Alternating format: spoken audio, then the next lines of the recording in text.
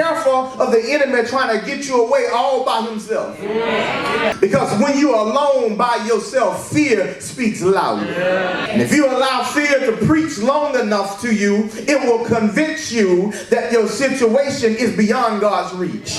Notice how quickly the enemy works in the text. The messengers do not simply announce the facts, they interpret the facts.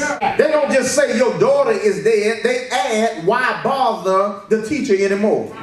In other words, your situation is so bad, why are you still going to church? Why are you still praying unto God? Why are you still reading your Bible? If you had all that stuff going on in your life, surely God don't care nothing about you. This is what they're saying in the text. Jesus was useful, is what they're saying, while she was sick, but now he's unnecessary because she's dead. Church, isn't that just like the devil? The enemy never stops with facts. He always adds interpretation.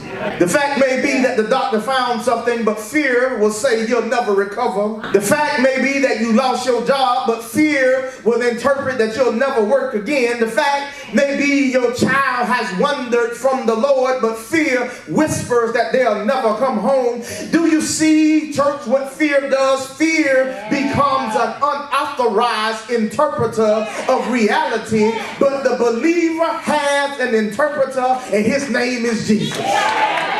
He never allows fear to become the loudest voice in our room. So before Jairus can even respond to the bad news, before despair could settle into his heart, Jesus interrupts the interpretation of bad news and tells him, do not be afraid. I know you've had some unfavorable news this week in your life, but don't be afraid. I know you are facing some unfavorable circumstances and conditions, but the words of Jesus said, do not be afraid. And things may look bleak in your life, but I want to encourage you on this Sunday morning, do not be afraid, but